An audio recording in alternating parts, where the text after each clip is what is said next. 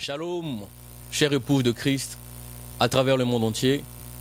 Nous sommes ici à South Portland, aux États-Unis d'Amérique. Je suis votre frère, humble serviteur, Kubamona Abigail, qui aujourd'hui utilise le biais de Boaz Quality TV pour recevoir un élément dans la foi, un frère en Christ, un vaillant guerrier, une référence dans ce message. Je m'en vais donc vous introduire le frère Patrick Mungala, que je veux saluer en disant Shalom, que Dieu vous bénisse mon cher frère.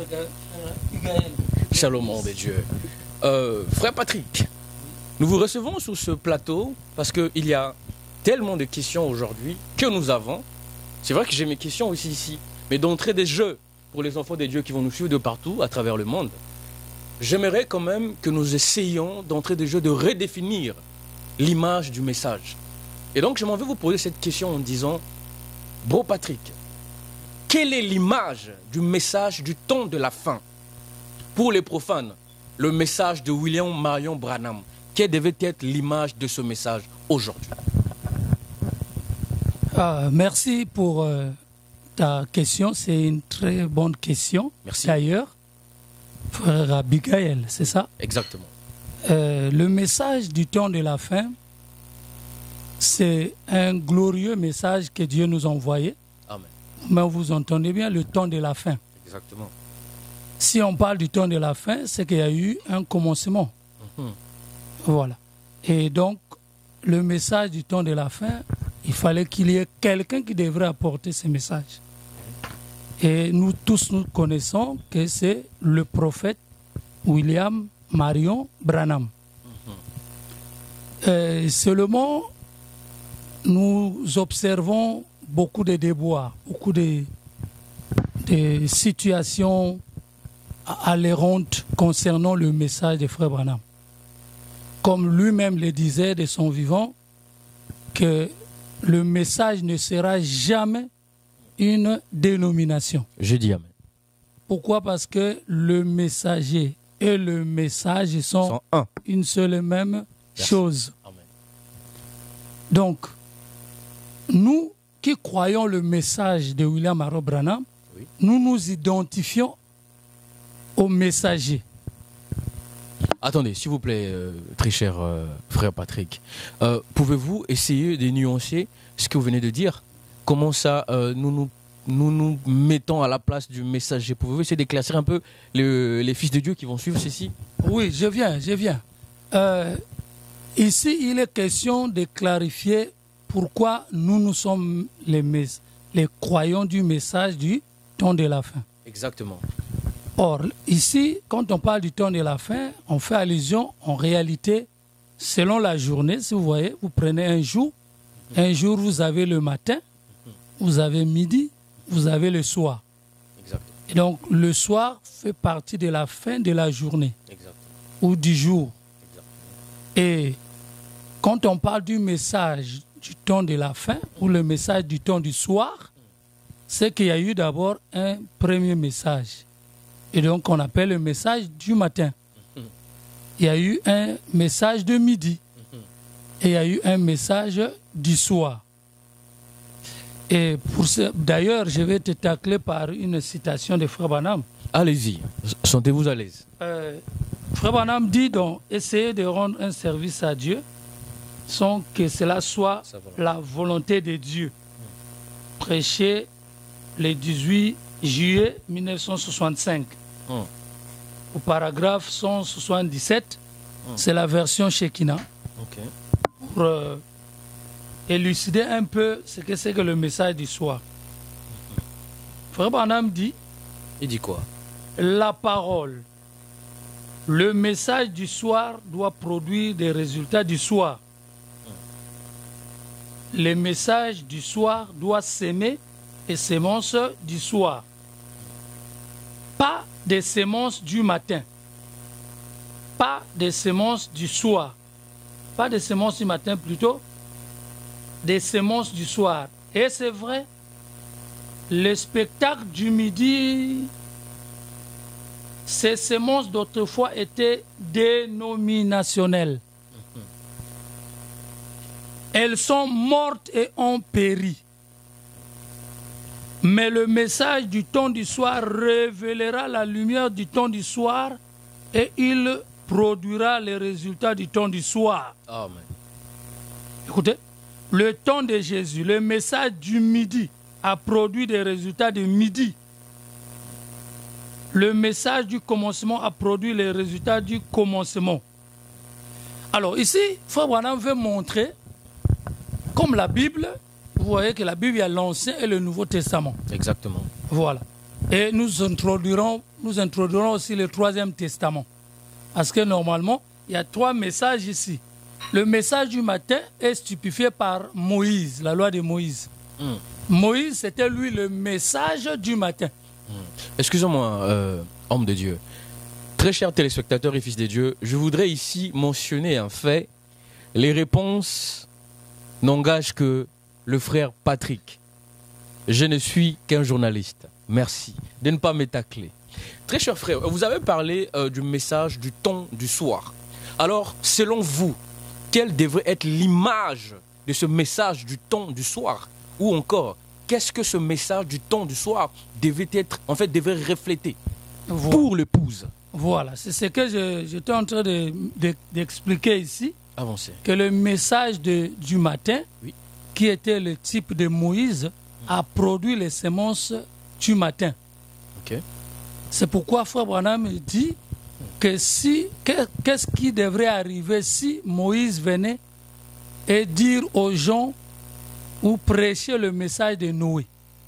Vous voyez, Noé a prêché que Dieu va détruire le monde en tête de Lévien et il fallait construire l'arche. C'était ça le message de Noé. Exactement, oui. Mais qu'est-ce qui arrivait?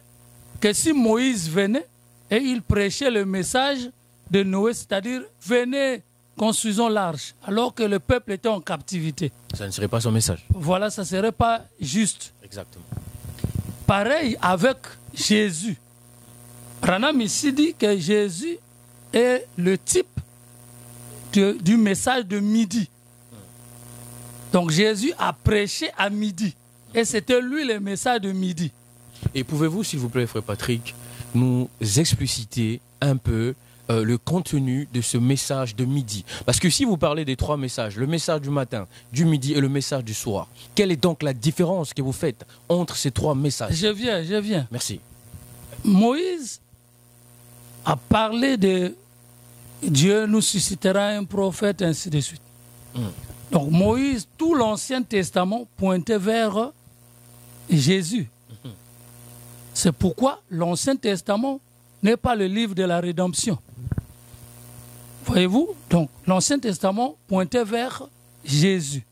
Jésus était la sommité, la jonction de tout l'Ancien Testament, le résultat de tout l'Ancien Testament. Et Jésus devrait introduire un autre message.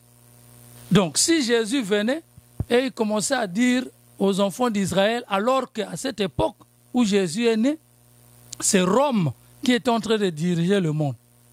Et si Jésus venait pour leur dire, nous allons sortir de Jérusalem, nous allons sortir d'Israël. Mais, ou bien que Moïse nous a été suscité pour nous faire sortir de l'Égypte vers la terre promise. Ça ne devrait pas être juste. Pourquoi? Parce que Jésus était tous les types de l'Ancien Testament. Et lui, quand il arrive, il a une mission. Laquelle? La Vierge devrait concevoir et il devrait naître. Donc le Rédempteur, le Sauveur de l'humanité. Ça devrait être Jésus. Sa mission était de venir verser le sang. Parce que toute la race déchue d'Adam était perdue. Et Jésus est venu, il a payé le prix. Le rachat. Voilà, le prix du rachat. Il a payé et c'était ça la mission que Jésus est venu accomplir. Il a introduit un autre message. Et quel était le message de Jésus? C'était la grâce. Moïse, c'était la loi. Okay. Jésus, la grâce. Amen. Mais vous allez remarquer que Jésus, quand il est mort, c'était pour susciter un autre ministère, un autre message. Et ce message-là, c'est ce que nous appelons le message du temps du soir. Pourquoi on l'appelle message du temps du soir? Parce que dans Zacharie 14, 7, là-bas, on dit « Vers le soir, la lumière apparaîtra ». Voilà. Et quand vous lisez aussi dans Marc 9, on dit qu'on a posé la question à Jésus. Pourquoi les scribes disent-ils que Élie viendra premièrement? Oui. Jésus leur répond, non, Élie était déjà venu, mais ils ne l'ont pas reconnu. Mais la question, il dit encore, Élie viendra premièrement et rétablira toutes choses. Vous voyez, donc il y avait deux Élie à l'intérieur. Et ça nous emmène donc dans Malachie 3, qui est Élie de Jean-Baptiste. Et Jésus introduit un autre Élie, qui était Élie de Malachie 4. Voilà. Donc le message du soir doit produire les semences ou les gens du soir. Et ce qui fait que, si je réponds à ta question, oui. Ce qui fait que aujourd'hui dans le message, on est en train de voir beaucoup de contradictions entre les serviteurs de Dieu. Ceux qui disent que nous c'est Jésus, d'autres c'est William Branham. Mais William Branham, il est venu magnifier, il est venu montrer réellement qui était Jésus. Parce que Jésus de Galilée, il avait une mission. Excusez-moi, frère Patrick, voilà. Si je vous suis bien, selon vos dires, vous essayez de dire au peuple de Dieu qui nous suit en ce moment que le prophète William Marion Branham est venu pour éclairer la personne de Jésus, ou est venu pour éclairer ce qui était la personne de Jésus. Oui, parce que si vous remarquez bien, Jésus, il vient payer le prix. Le rachat. D'accord. Mais la prophétie disait qu'un endurcissement est arrivé à Israël parce que Jésus était venu vers les brebis perdues d'Israël. Amen. Vous voyez? Et les enfants d'Israël ont rejeté leur Messie. Vous voyez? Comme ils l'ont fait pour la première fois en Égypte là-bas. Les enfants d'Israël ont d'abord rejeté leur Messie, leur libérateur, Moïse. Et quand Moïse vient pour la seconde fois, c'est là où ils ont eu leur liberté. Et ici, la scène s'est répétée. Sauf que les enfants d'Israël, quand ils rejettent leur Messie, Dieu tourne du côté des nations. Parce qu'il avait besoin d'une épouse. Exactement. Et quand il tourne du côté des nations, la parole s'accomplit selon Lévitique 16. Qui dit, s'il vous plaît? Que le sang de l'agneau devrait être aspergé 7 fois. Donc, vous voyez que le message de midi a engendré les 7 âges de l'Église. Et là encore, je peux parler en termes de soleil. Le soleil du matin devrait faire germer les semences au commencement. Oui. Le soleil de midi, qui est Jésus, devrait reproduire les 7 âges de l'Église. Et le soleil du soir devrait faire descendre la nuée. D'accord. Voilà. Très cher téléspectateur, je voulais vous dire ceci. Tout ce que le frère Patrick dit n'engage que lui. Je suis journaliste. Mon travail, c'est de poser vos questions. Alors, si nous laissons le frère Patrick sur cette question, eh bien, croyez-moi, nous en aurons pour longtemps. Parce que c'est un prédicateur. Il en a tellement à dire. Mais je vais sauter cette question et aller à ma première question qui suscite un peu beaucoup de questionnements dans les pensées de fils de Dieu. Très cher frère Patrick. Oui. Ma première question est la suivante. Pensez-vous ou croyez-vous que Dieu a envoyé les gens ou l'appel au ministère est-il ou a-t-elle été envoyé pour construire des temples, pour avoir des biens ou pour prêcher la parole de Dieu? Je parle bien de l'appel au ministère et de la commission. Les fils de Dieu se posent des questions. Parce qu'aujourd'hui, nous voyons, encore, s'il vous plaît, très chers téléspectateurs, je ne fais que répondre ou poser la question que vous m'avez envoyée. Les gens qui ont les appels du ministère, dès qu'ils commencent le ministère, la première des choses à laquelle ils pensent, c'est d'avoir un temple, c'est de construire une église, d'avoir des brebis. Alors pouvez-vous, s'il vous plaît, étancher la soif du peuple de Dieu? Ok, merci pour la question. Seulement, c'est une question qui a plusieurs volets. Avant l'appel au ministère, il devrait être appelé au ministère. Et pourquoi aller construire les églises? Alors, j'aimerais vous lire ceci selon Frère Branham. Oui. Déjà, Dieu ne nous a pas envoyés. Dieu n'envoie pas ses enfants pour aller construire des églises. Ça, c'est d'abord la première des choses. Ça n'engage que le frère Patrick. Pourquoi? Merci. Parce que la grande commission, Frère Branham dit, la grande commission de l'église, c'est aller, faites de toutes les nations les disciples. Vous voyez? A dit Jésus. Et plus tard, Frère Branham dira que la grande commission que Dieu donna aux disciples, allez-y démontrer la puissance et montrer que Jésus-Christ est ressuscité des morts. Alors, s'il faut répondre à ta question. Oui, très cher pasteur. Frère Branham dit dans Hébreux chapitre 7, première partie. Là encore, quand on lit Frère Branham, les gens ont des problèmes. Ils ne veulent pas qu'on cite Frère Branham. Non, allez-y. Mais n'oubliez pas que je vais répondre. Allez-y. Je vais seulement dire que Dieu, dans son plan, il a eu 3 Bibles. Okay. Alors, époux du Christ, ici là, c'est chaud. Exactement. Pour que les gens comprennent, Dieu a eu 3 Bibles. Ok. Très chers téléspectateurs, encore une fois de plus, je répète ici, je vous ai dit, nous avons reçu ici quelqu'un qui va certainement ébranler les réseaux sociaux, qui va susciter des points d'interrogation.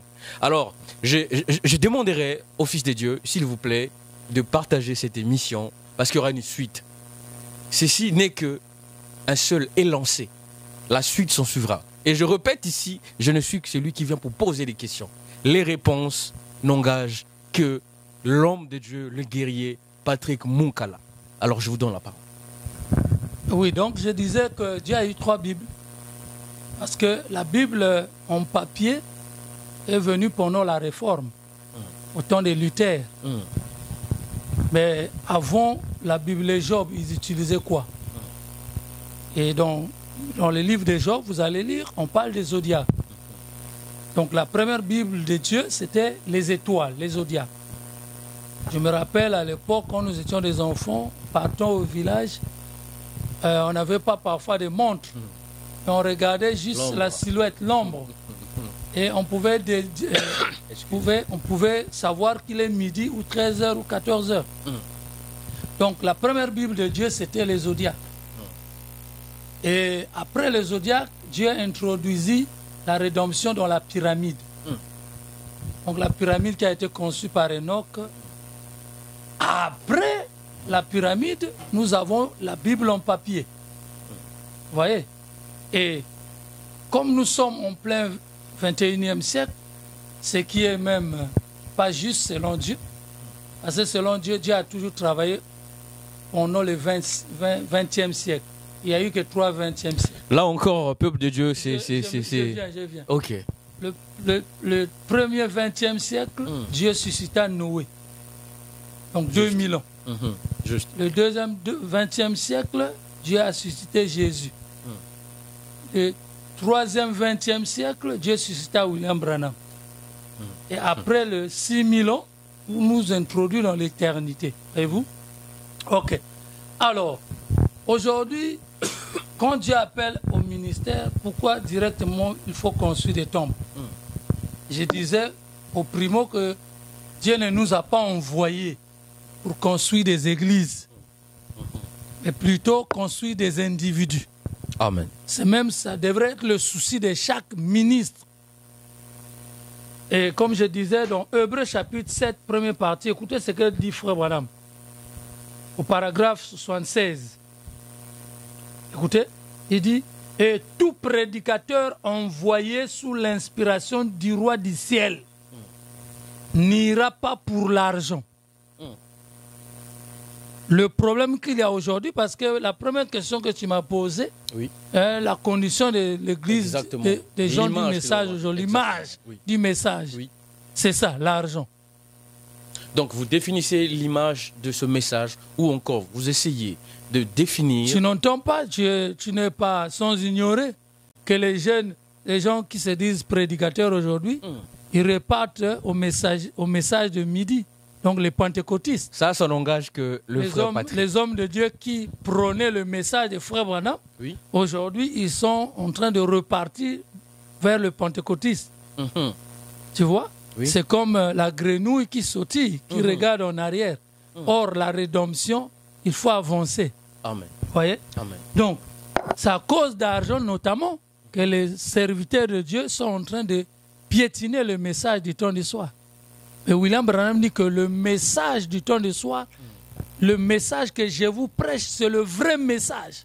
Et c'est le dernier message. Amen. Vous voyez? Alors, Frère Branham continue, dit, et tout prédicateur envoyé sous l'inspiration du roi du ciel n'ira pas pour l'argent. Virgule. Pouvez-vous, s'il vous plaît, frère Patrick, répéter la brochure? C'est dans quelle brochure vous lisez? Hébreux chapitre 7, première partie. Ok. Prêché en 1957.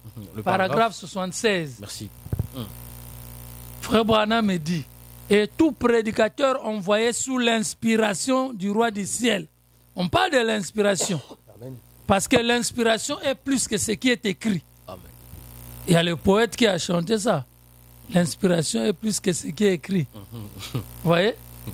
N'ira pas pour l'argent. Tout prédicateur n'ira pas pour l'argent. Or, qu'est-ce qui se passe surtout dans nos pays? Quelqu'un qui a manqué sa vie, il n'est pas allé à l'école, il a échoué, il s'est converti en prédicateur. Mais ici, Frère Branham dit, c'est lui qui a été envoyé sous l'inspiration. C'est-à-dire qu'il est allé au désert. Excusez-moi, Frère Patrick. Une question. Fini ma citation, non, je vous en prie. Une idée m'est venue là. En fait, une question, un point d'interrogation. Okay. Aujourd'hui, c'est pour essayer d'aider les fils de Dieu.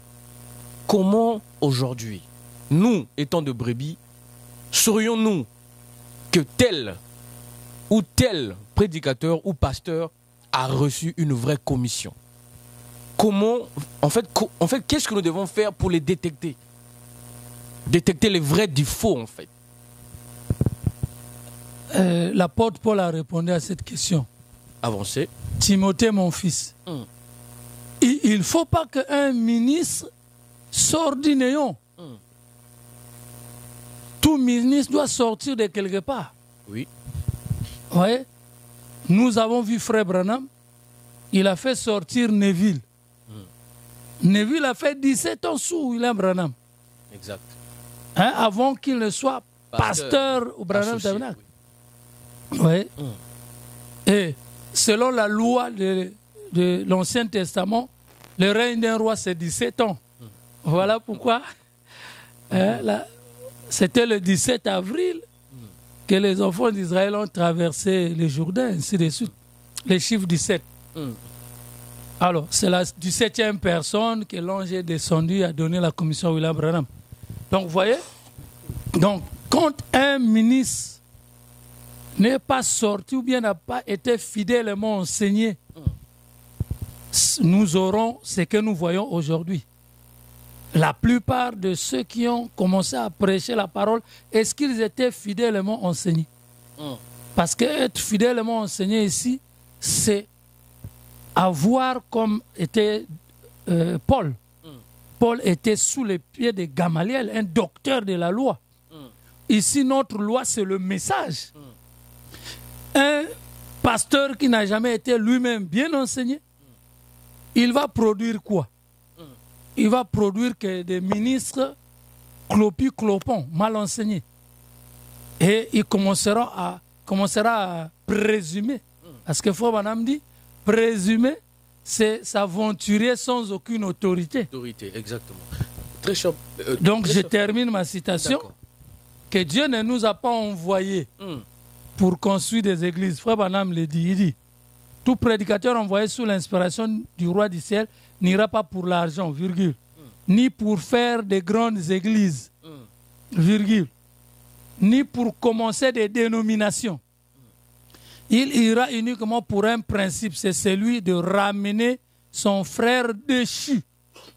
Je dis Amen. Et c'est ce que Abraham avait fait.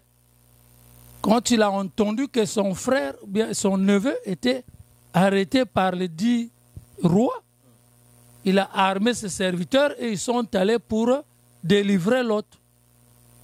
Et c'est là où je vais introduire aussi que la dîme, celui qui peut payer la dîme, ça ne peut qu'être un vainqueur. Voilà. Laisse-moi terminer la citation. Oui, parce que j'ai une question qui est en cours, là, qui est en train de revenir. Et Branham continue et dit, et comme je le dis, les véritables guerres sont menées et faites pour des principes et non pour l'argent. Je suis sous un ministère. Comme le pasteur là ne m'a pas donné sa chair, ben, je vais aller commencer mon œuvre. Comme le pasteur là ne me donne pas quelque chose, je convoite sa chair parce que Lucifer avait commencé à convoiter la gloire du Père, du Seigneur, et voilà comment il s'est rébellé.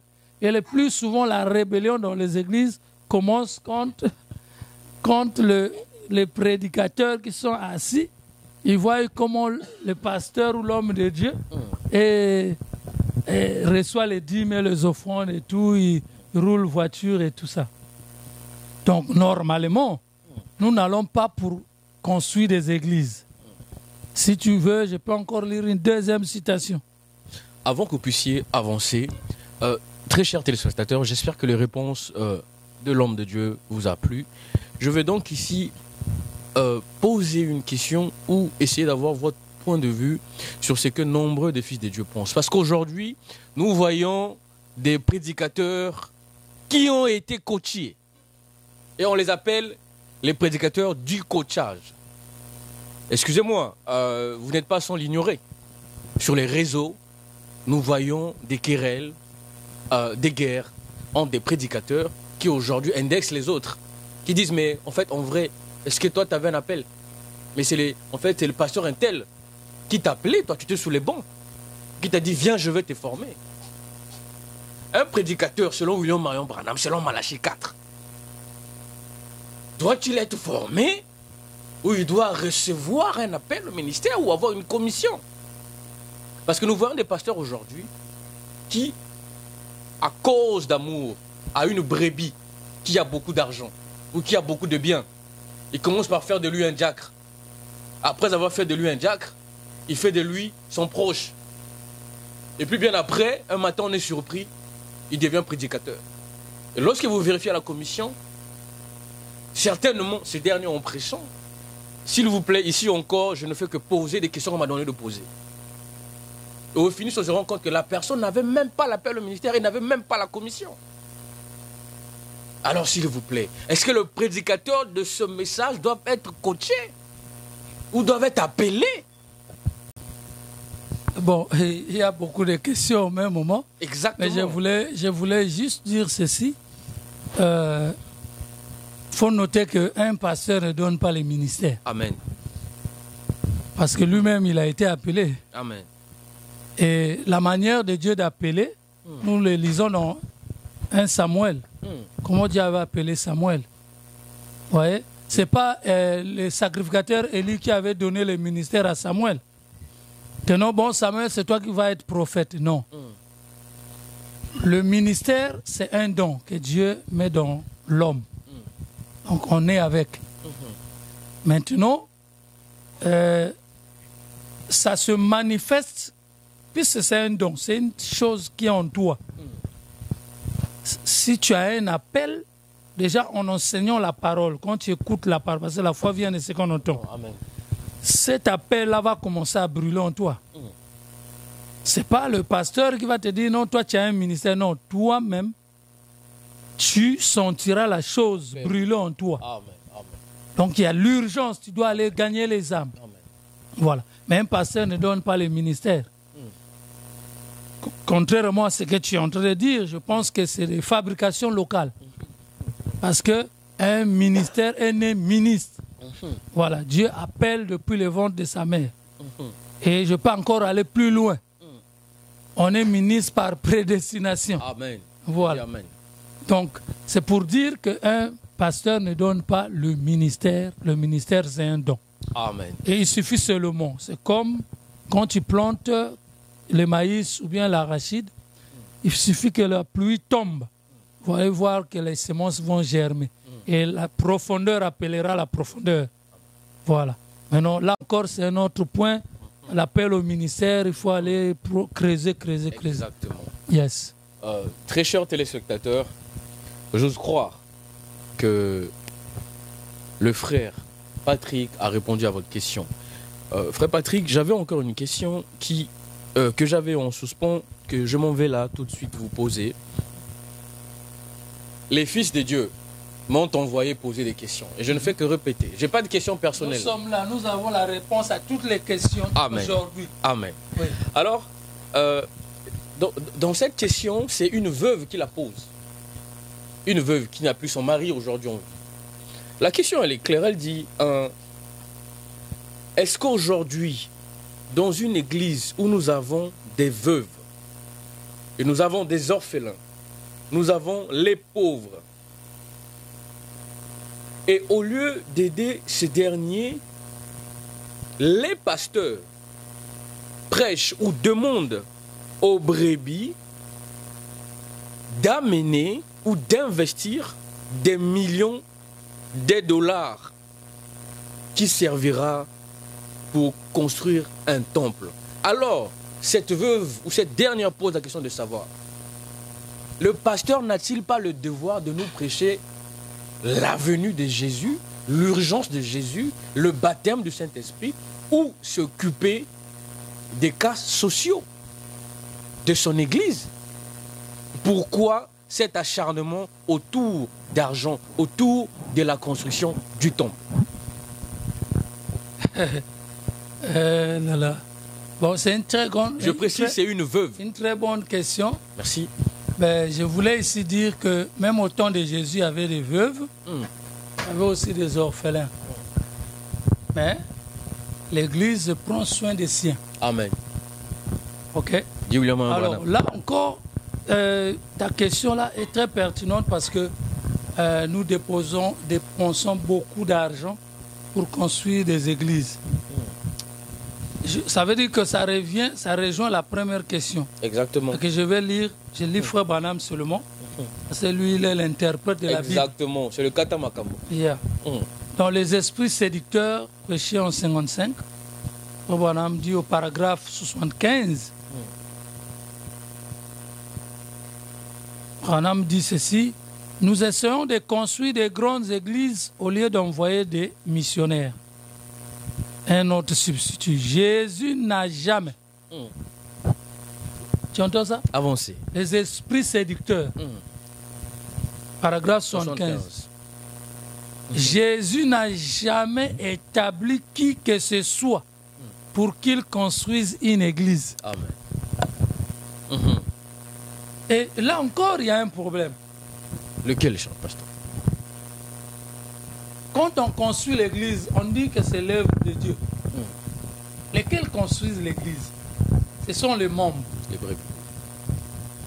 Et c'est ça la maladie des autres qu'il y a aujourd'hui dans le message. On construit une église et au lieu que ça soit une église de Dieu, ça devient l'église d'un pasteur, d'un individu. C'est ça parfois qui décourage les membres, les enfants de Dieu. Et pire encore, quand on construit l'œuvre de Dieu, soi-disant l'œuvre de Dieu, l'église devient, l'église est achevée et tout. Le pasteur là veut que son enfant puisse hériter l'œuvre en question. Tu vois? Donc déjà, un pasteur comme ça, même pour avoir souci des veuves, ça va être compliqué. Mais je connais pas mal de pasteurs qui gèrent aussi les veuves. Mais le problème qu'il y a là, c'est ça. Pourquoi on construit d'abord les églises en dépensant beaucoup d'argent? Frère Branham dit que normalement, c'est pas bon. J'ai lu une citation de Frère Branham dit que c'est pas bon de dépenser des millions de dollars pour construire des églises. Avancez. Laissez-moi vous retrouver ça, parce que c'est Branham ou rien, non? Branham ou rien, c'est clair. Il y a. Frère Branham dit, quand je réfléchis à mes voix. Et vous allez comprendre qu'aujourd'hui, tous les pasteurs veulent inaugurer des églises. Ils construisent des grandes églises. Et il y a parfois des comparaisons. Moi, je vais faire mieux que tel pasteur. Mais nous avons lu avec vous que Jésus ne nous a jamais envoyé construire des églises. Exactement. Donc c'est parfois l'intérêt égoïste qui amène les gens à faire ce qu'ils sont en train de faire. Lisons Frère Branham. Quand j'ai réfléchi à mes voix, prêché en 59, paragraphe 9, Frère Branham dit, c'est pourquoi nous sommes ici en Amérique présentement, comme ce soir. Oui. Attendons l'heure où nous pourrons aller encore outre-mer, où nous pourrons aller auprès de ces gens. Les offrandes et autres que nous recevons, tout ce qui reste après nos dépenses, c'est directement affecté à cette cause-là, c'est-à-dire l'œuvre missionnaire. Alors, lorsque nous arriverons à la barre du jugement, vous verrez que c'est la vérité, que nous avons tout fait avec révérence. Nous avons affecté cela au royaume de Dieu. Chaque centime que nous pouvons, et nous vivons aussi modestement que possible, afin que le royaume de Dieu, je ne crois pas. Branham ne croit pas. Apprendre à laisser. Exactement. Noir sur blanc. Branham ne croit pas. Oh, qui est Branham? C'est la parole du jour. Le message du temps du soir, c'est William Branham. Hein? Il est venu manifester le Christ aujourd'hui. Les réponses de Frère Patrick n'engagent que le Frère Patrick. Frère Branham, c'est lui le messager du temps du soir et c'est lui le message. Oui. Je ne crois pas que nous devrons construire des églises de 3 ou 4 millions de dollars tout en prêchant que Jésus vient. C'est ça ta question. Les gens prêchent Jésus vient, mais ils construisent des églises. Remarquez dans la Bible, le temple de Salomon a été construit par beaucoup d'années après. Vous voyez? Mais quand Jésus est venu, lui qui était le véritable temple de Salomon, il a dit que ce temple que vous voyez là ne restera pierre sur pierre, que cela ne soit démoli. Et Jésus a dit aux disciples, quand vous verrez l'abomination, la désolation, sachez que ceux qui lisent fassent attention. Les apôtres étaient informés. Donc il faut être informé. Pourquoi nous construisons des grandes églises? Pourquoi? Branham dit que je ne suis pas contre ça, mais le pourquoi? Pourquoi? Il se peut aussi que peut-être parce qu'on est nombreux, mais est-ce qu'il faut embellir des églises comme les temples de Salomon ou comment? Toi et moi, nous sommes ici en Amérique. Tu as déjà été au Branham Tabernacle. Là où la divinité était expliquée. Donc l'homme le plus spirituel de tous les temps, depuis Enoch jusqu'à nos jours. Si tu arrives, le Branham ordinaire comme jamais. Or, la foi est ordinaire. La foi, c'est un homme. C'est juste, amen. Mais pourquoi, nous, en Afrique, là-bas, les gens triment, les gens ont fait, les gens ont des soucis, les orphelins sont là, les veuves sont là, les pasteurs ne s'occupent pas ou l'église ne s'occupe pas de ceux-là. C'est vrai que Frère Branham aussi dit que l'église n'est pas là pour... Exactement. Voyez-vous? Mais Exactement. Dépenser des millions de dollars pour construire des cathédrales, moi j'appelle ça des cathédrales, des synagogues. Pourquoi? Frère Branham dit que quand il y aura la pression écuménique, toutes ces églises-là vont être des dépôts de l'église catholique. Les pasteurs connaissent ça. Excusez-moi, une question me vient rapidement. Attendez, s'il vous plaît, homme de Dieu.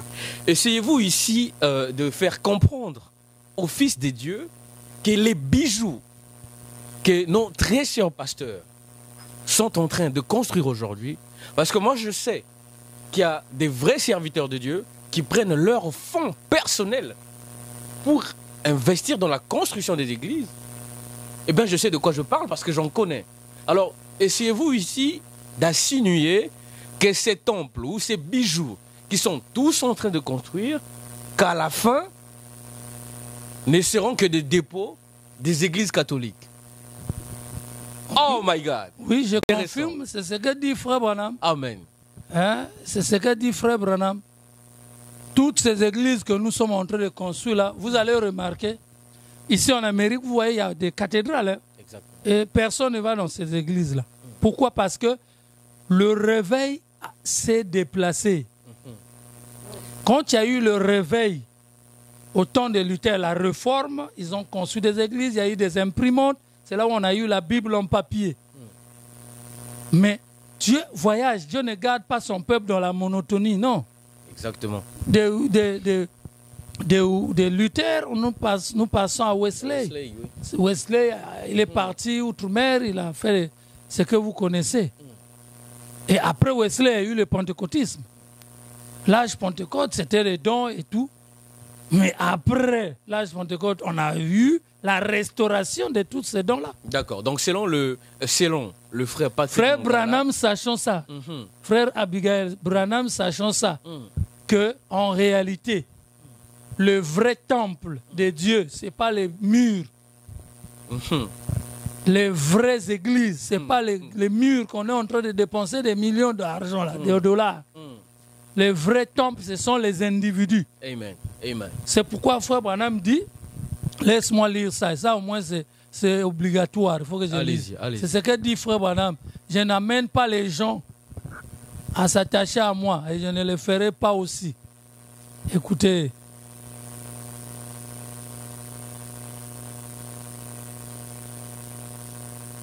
Yes.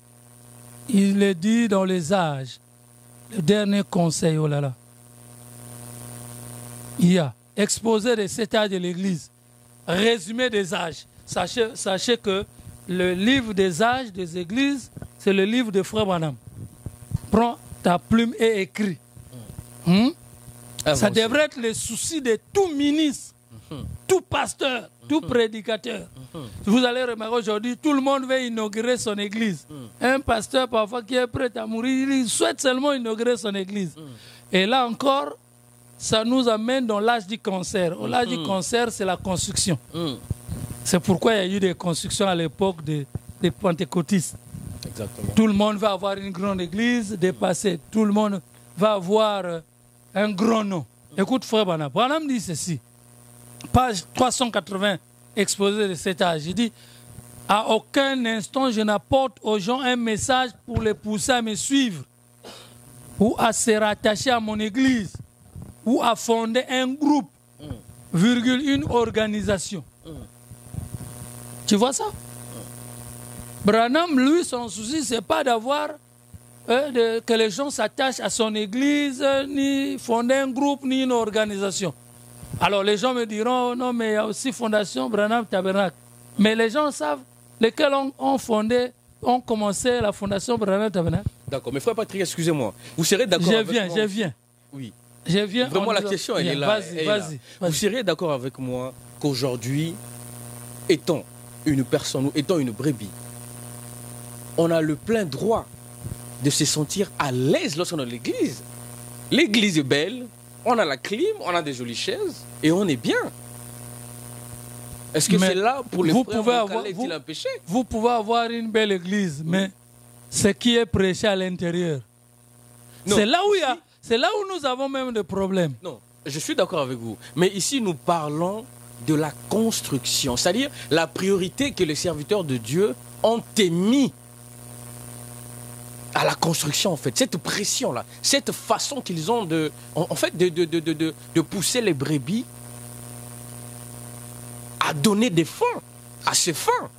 Alors, est-ce que pour le frère Moukala, avoir une église qui est juste entourée des palmes ou des feuilles de palmier, serait mieux qu'une église bien finie en soi?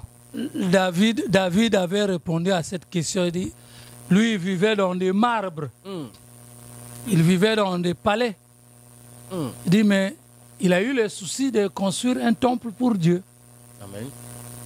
Et Dieu est venu lui dire, Comme tu as versé le sang, ce n'est pas toi qui vas construire les temples. Amen. Et c'est son fils Salomon qui prend la relève, qui construit les temples. C'était pas le moindre. Vous serez d'accord avec moi? Oui, mais aujourd'hui, quel est le temple que nous devrons construire? C'est là où Frère Branham dit que le souci de tout prédicateur, c'est ce que j'étais en train de lire. Avancez. Vous pouvez aussi avoir embelli comme l'église catholique. Il n'y a pas une église qui construira mieux des temples comme l'église catholique. Alors que c'est la mort. Il n'y a que la mort dans le pot là-bas. Frère Branham dit, je n'ai jamais fait cela et je ne le ferai pas maintenant. Écoute, je n'ai pas l'intérêt pour ces choses. Vous pouvez rappeler la brochure au fils Oui, de Dieu? exposé de cet âge de l'église, Okay, page 380. Donc, les dernières paroles de Frère Branham sur son livre.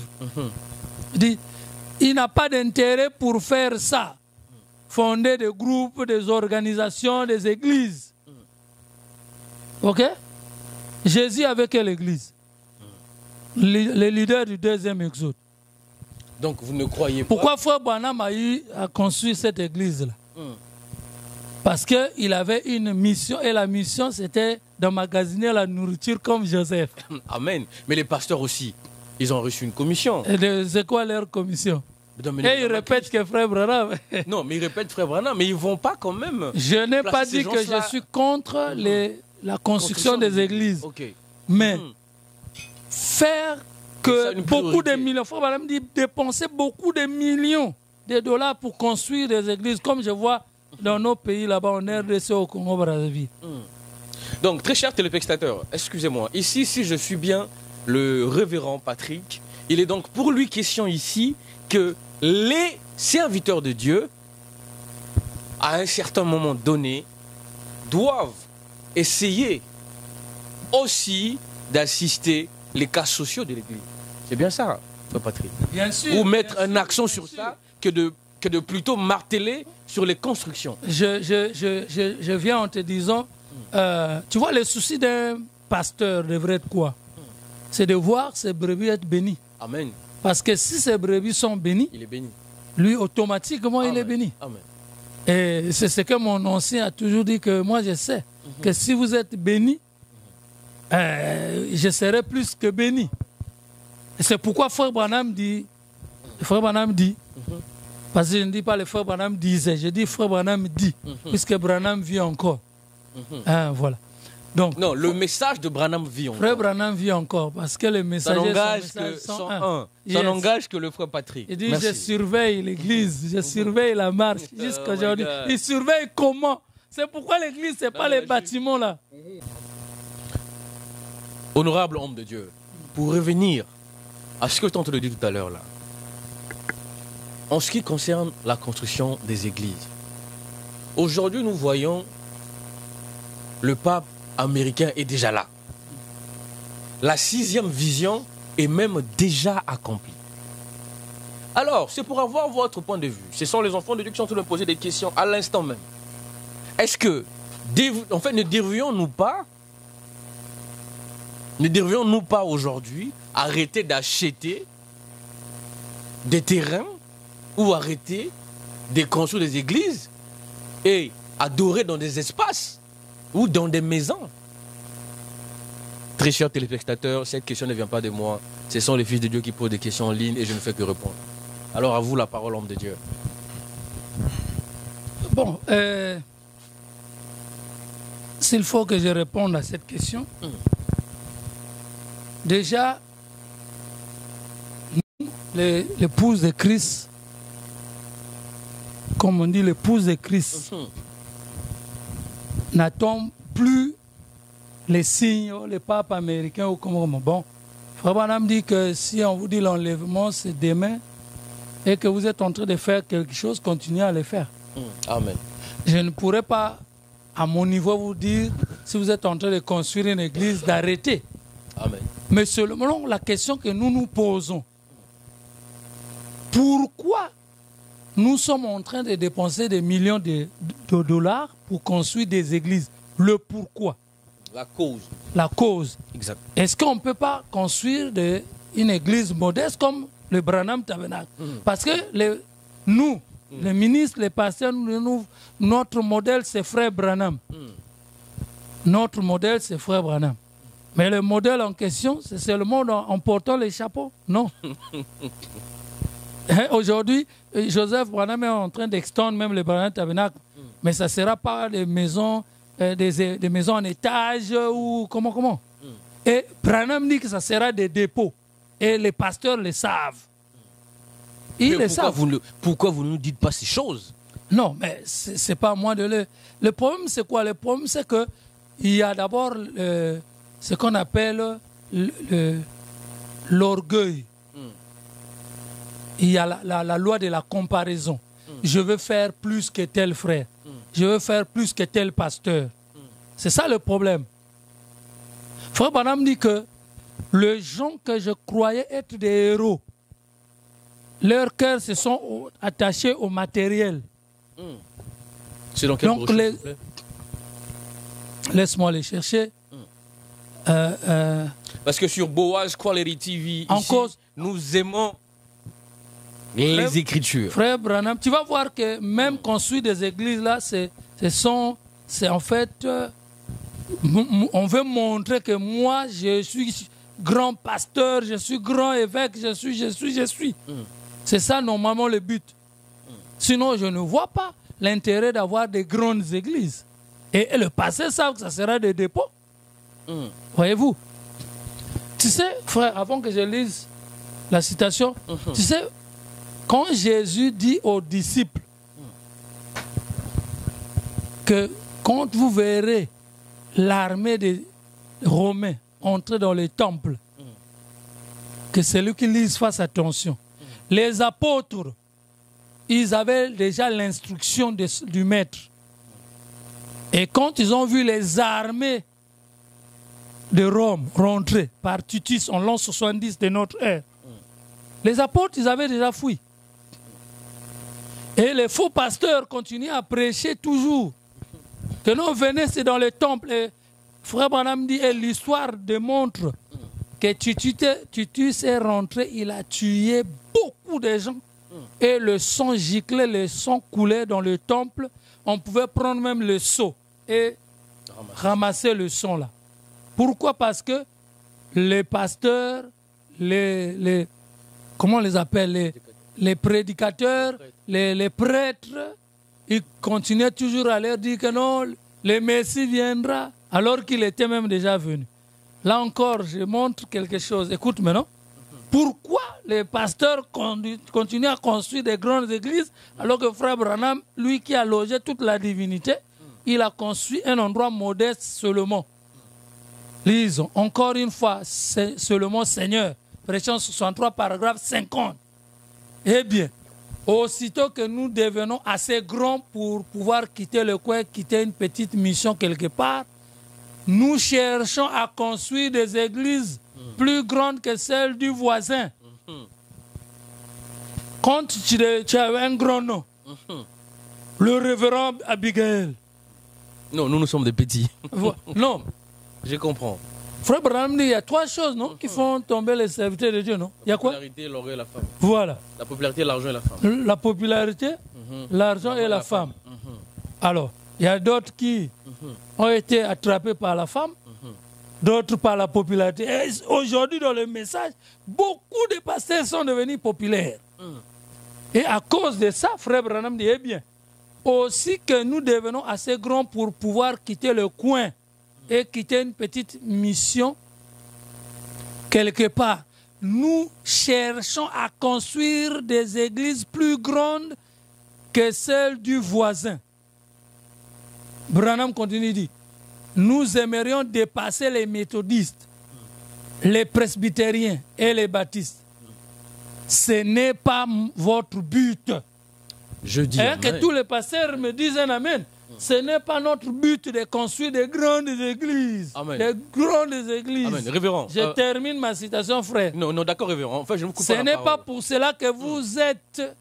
Ce n'est pas pour cela que vous êtes ce que vous êtes. Dieu a déjà eu cela. Il ne vous a pas suscité pour cela. Il vous a suscité comme modèle. Il vous a suscité comme modèle afin qu'il puisse placer en vous sa puissance pour manifester sa gloire. Je dis Amen. Voilà. Non, j'allais dire ici, très cher honorable. Mais écoutez, aujourd'hui, moi je pense, enfin ça c'est mon humble avis, il y a, parmi nous, nous avons ces pasteurs qui depuis leur enfance, bakola na bango, na bavimo boya kitoko. Je ne suis pas contre les pasteurs. Yeah. Alors une fois que Dieu l'appelle au ministère, ou pour le bien-être de ses brebis, mais je suis d'accord avec vous que nous avons des pasteurs qui abusent en ce qui concerne, excusez-moi, la contribution pour la construction. Alors que nous avons des cas sociaux aujourd'hui. Nous avons des veuves, nous avons des orphelins, nous avons des cas qui attristent. L'Église s'occupe de siens. Mais aujourd'hui, il y a, en fait, c'est comme tout à l'heure, un bien-aimé m'a envoyé un message, il dit, frère, je paye mes dîmes, mais quand j'ai des problèmes, je n'arrive pas à payer mes dîmes. Mais quand je veux voir les administrateurs pour qu'on m'aide, ils me ressortent le cahier pour voir si je paye toujours la dîme. Est-ce que l'église devient comme le col à l'île Kelembassok au PCT notre salaté? Les gens posent des questions. Non. Non, ça ne devrait pas être ainsi. Comme je disais que l'église doit aider aussi les siens. Ça, c'est obligatoire. C'est ce qui est écrit. Nous lisons Actes chapitre 2. Merci. Hein, les pasteurs connaissent ça. Actes chapitre 2, verset 40. Jusqu'en bas là-bas. Je prends à partir du verset 41. Ceux qui acceptèrent la parole furent baptisés et en ce jour-là, le nombre de disciples augmenta d'environ 3000 âmes. Ils persévéraient dans l'enseignement des apôtres, dans la communion fraternelle, dans la fraction du pain et dans les prières. La crainte s'emparait de chacun et il se faisait beaucoup de prodiges et de miracles par les apôtres. Tous ceux qui croyaient étaient dans le même lieu. Ils avaient tout en commun. Ils avaient tout en commun. Donc déjà parlant des églises là, on doit disqualifier beaucoup de pasteurs. L'église, c'est quelque chose qui est commun, non? Exactement.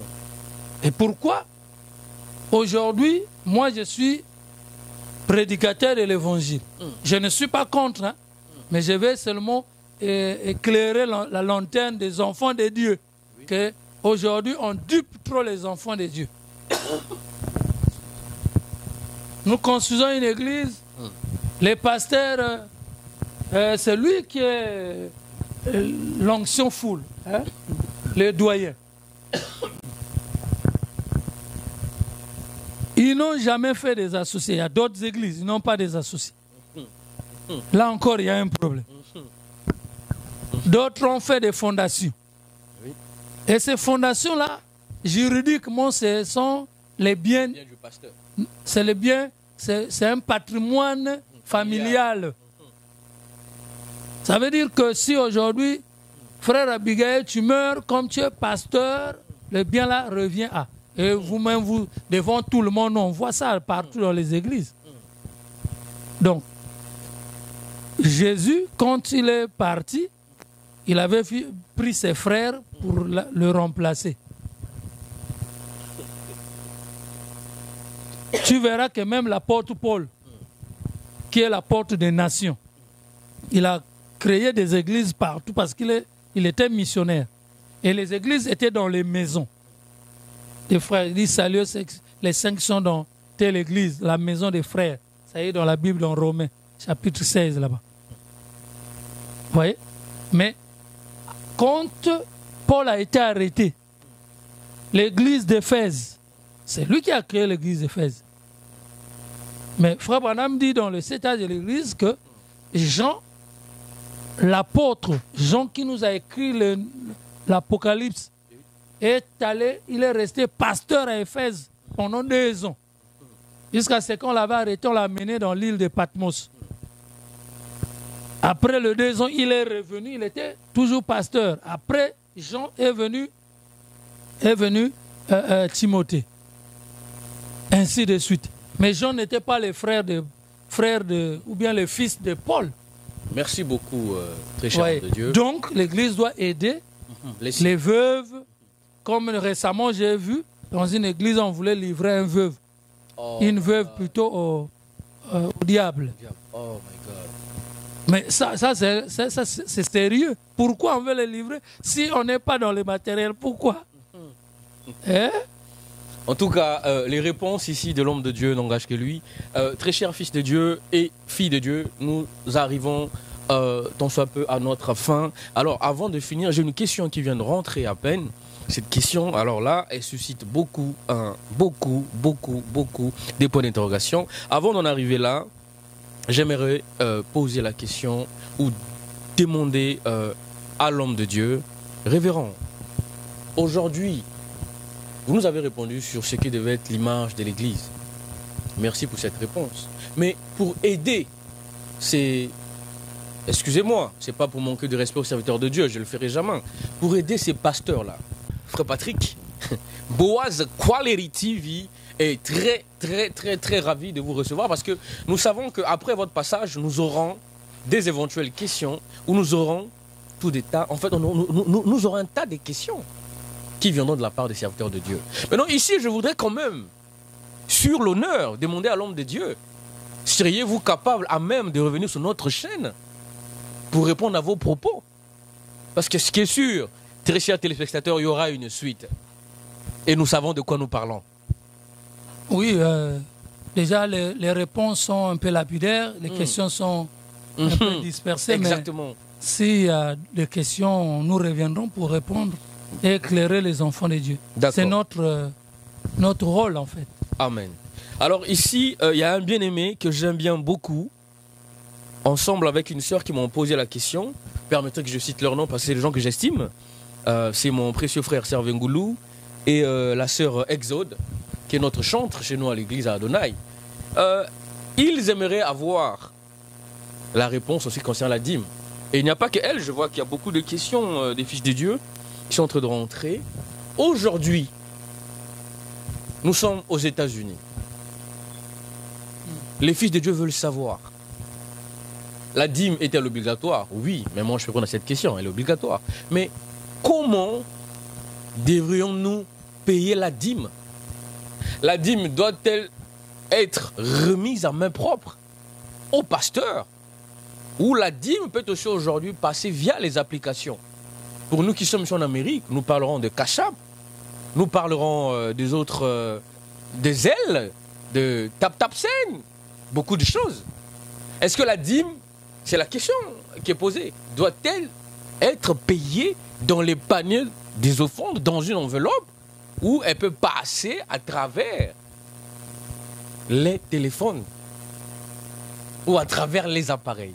Excusez, nous sommes en Amérique aujourd'hui. Pour nos frères en Amérique, en Afrique, excusez-moi, cette question peut sembler un peu inutile.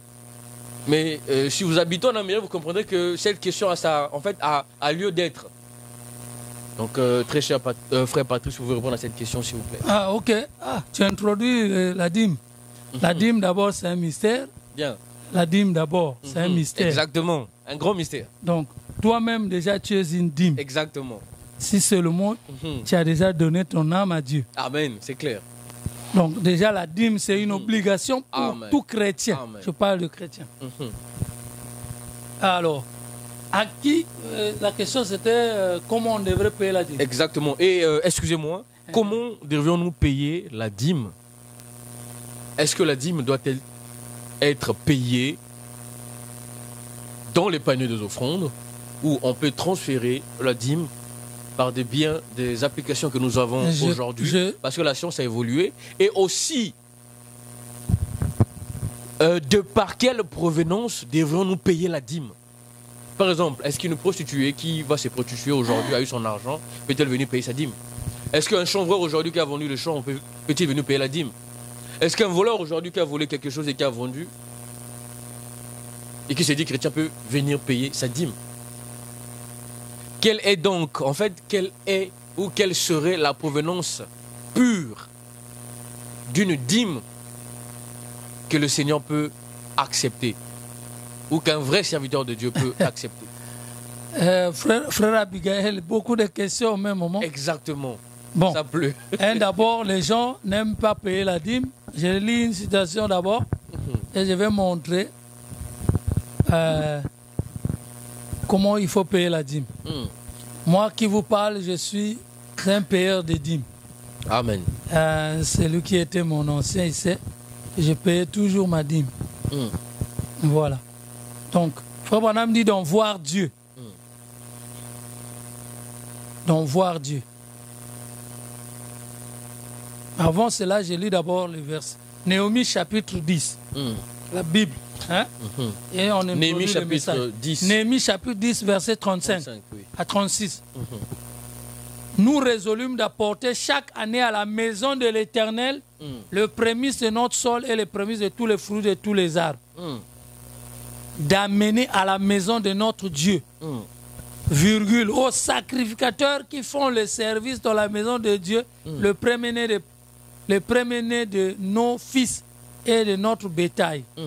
Comme il est écrit dans la loi, les premiers-nés de nos bœufs et de nos brebis. D'apporter aux sacrificateurs dans les chambres des maisons de notre Dieu les prémices de notre pâte et de nos offrandes, des fruits de tous les arbres, du mou et de l'huile, et de livrer la dîme de notre sol aux Lévites qui doivent le prendre eux-mêmes dans toutes les villes situées sur la terre que nous cultivons. Écoute maintenant, le sacrificateur fils d'Aaron sera avec les Lévites quand ils lèveront la dîme. Ok? Et les Lévites apporteront la dîme de la dîme à la maison de notre Dieu, dans les chambres de la maison du trésor. C'est les enfants d'Israël et les fils de Lévi apporteront, car les enfants d'Israël et les fils de Lévi apporteront dans ces chambres les offrandes de blé, de mou et de l'huile. Là sont les ustensiles du sanctuaire et se tiennent les sacrificateurs qui font le service. C'est ainsi que nous résolûmes de ne pas abandonner la maison de notre Dieu. Et plus tard, on montrera que la maison de Dieu, c'est là où tu manges. Lisons maintenant Frère Branham. Aïe. Voir Dieu, prêchant 59, paragraphe 28. Mais, vous savez, mon avis est le suivant. Un membre d'église, sa première obligation, c'est de donner sa dîme et ses offrandes. Amen. Amen. C'est de soutenir son église. Amen. Écoute, si vous êtes membre de ces belles églises qui sont représentées ici, soutenez votre église. Amen. C'est votre premier devoir envers Dieu. Amen. Apportez vos dîmes et vos offrandes à la maison du trésor. Amen. Et la maison du trésor, Branham explique, la maison du trésor, vous savez certainement ce que c'est. C'est là où vous recevez votre nourriture. Amen. Hein? Amen. La maison du trésor, c'est là où vous recevez votre nourriture. Amen. Je donne un exemple. Je n'ai jamais vu un frère qui va aller dans McDo, il mange et il va payer à Burger King. Burger King. Mais on va t'arrêter. Exact. La maison où tu manges, c'est là où tu dois payer. Tu as mangé McDo, tu payes McDo. Tu payes McDo. Si tu vas à Burger King, tu dois payer à Burger King. Exact. Yeah. Voyez-vous? Et Frère Branham dit que la maison du trésor, c'est là où vous recevez votre nourriture. C'est donc là où vous recevez votre nourriture spirituelle. Amen. Et votre obligation. Amen. Amen. C'est donc là où vous recevez votre nourriture spirituelle, votre obligation. C'est vis-à-vis de votre église et non vis-à-vis d'un évangéliste comme moi. Branham s'exclut un peu. Encore. Donc, c'est là où tu manges, là où tu vas prier, là où tu vas soutenir l'œuvre du Seigneur. Parce que Branham dit que soutenir l'œuvre du Seigneur, c'est par les présences, par tes amens même. Amen, amen. Ok? Et les dîmes et les offrandes. Amen. Et comment? Est-ce qu'on peut payer par Cash App? Ben, aujourd'hui, nous sommes en train d'évoluer vers une civilisation. 21e siècle. Voilà. Prenons l'exemple. Aujourd'hui, hier, on pouvait envoyer les gens aller faire la guerre. Mais aujourd'hui, on n'envoie plus les gens. On envoie les drones. On voit les drones, voyez-vous. Donc la science évolue. Et Frère Branham dit qu'aujourd'hui, la science a confirmé la religion. Exactement. C'est pourquoi nous avons vu la nuée de gloire. C'est la science qui a confirmé. Vous voyez, la photo de la colonne de feu sur la tête de Frère Branham, c'est la science qui a confirmé. Amen. Amen. Alors, il y a une citation où Frère Branham dit, vous pouvez aussi, donc s'il faut récapituler, vous pouvez payer votre dîme par cachat passé, la dîme revient au Lévi, à Lévi, au Lévite, au prédicateur. Voilà. Vous voyez? Donc, si tu payes par cachat, moi, je vous donne mon exemple à moi. Moi, j'avais commencé à payer la dîme, je mettais dans l'enveloppe et je mets dans le panier de l'église. Mais les huissiers qui ont regardé, puisque nous, on faisait comme dans le Branham Tabernacle, donc tu mets ton nom et tu mets le montant. Ils ont vu le montant, alors j'ai commencé à avoir des emmerdements. Oh, bien-aimé, j'ai telle situation, bien-aimé, j'ai telle situation. Dès ce moment-là, j'ai dit, je me suis convenu avec le pasteur que désormais, je ne mettrai plus ma dîme. Ah, voilà, parce que je vais craquer à résoudre tous les problèmes de l'église. Alors. Exactement. Et donc, j'attendais parfois, s'il est en voyage, quand il revient, je prends ces enveloppes, je lui donne. Et Frère Branham parle d'une fille qui avait donné aussi la dîme à Frère Branham en main propre. Donc, pour moi, je trouve que ce n'est pas mauvais de payer par cachat, puisque c'est lui, l'autre qui est là, qui vous nourrit. Excusez-moi, honorable. Une question vient d'entrer. Nous avons ici une sœur qui pose la question de savoir pourquoi ceci est devenu un comportement que nous voyons beaucoup sur les réseaux sociaux ou dans les églises, du message. Pire encore, dans le message, les pasteurs arrivent à citer les noms ou indexer les gens qui ne payent pas la dîme devant l'assemblée. Ceci est-il le message? Non, ce n'est pas une très bonne chose. Ce n'est même pas une bonne chose. Parce que qui doit payer la dîme? C'est un vainqueur. On ne peut pas forcer à une personne de payer la dîme. Il doit d'abord comprendre pourquoi il paye la dîme. Je prends l'exemple. Quand Abraham revenait de la défaite des rois, il a délivré Lot. Il a vaincu les 10 rois. Et quand il revient, il rencontre Melchisedec. Abraham donna la dîme du butin après avoir vaincu les 10 rois. Exactement. Toi, tu es encore prostitué.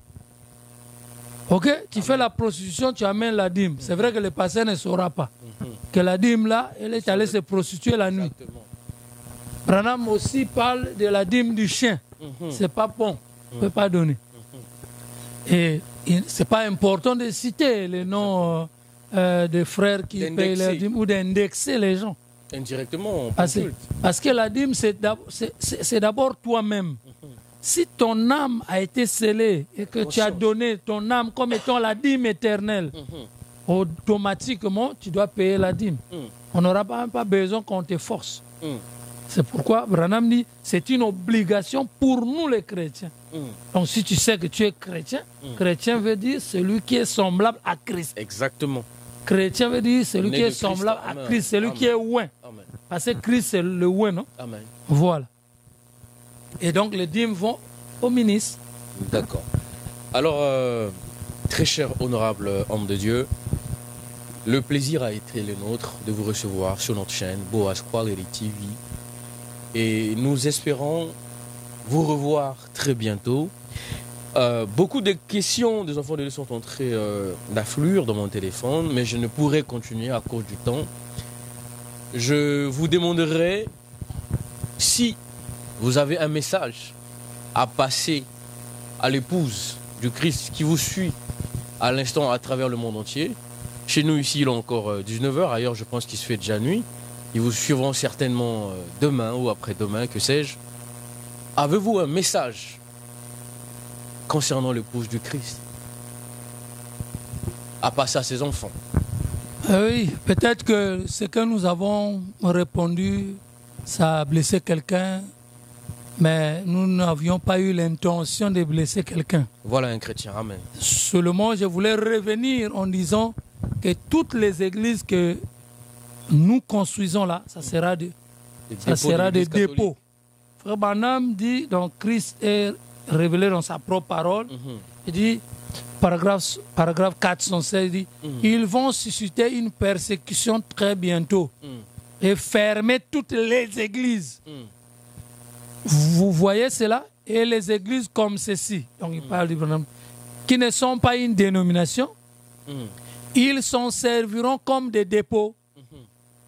Et si un homme va offrir une prière pour quelqu'un qui n'appartient pas à un mouvement écuménique, il sera fusillé sur les champs. Ça a déjà eu lieu. Au temps de Luther, il y a eu lieu. Dans les années 520, il y a eu des gens qu'on a tués. Vous voyez? Donc, toutes ces églises-là, ça sera des dépôts. En ce moment-là, nous devrons prendre conscience et faire comme faisait Frère Branham. Sachant que lui-même, il était la seconde venue de Jésus. Ben, je ne rentre pas là-bas. Il a fait. Et ça l'engage que l'honorable homme de Dieu. Il a construit une église modeste. Parce que quand on dit Branham Tabernacle, on fait allusion à la personne.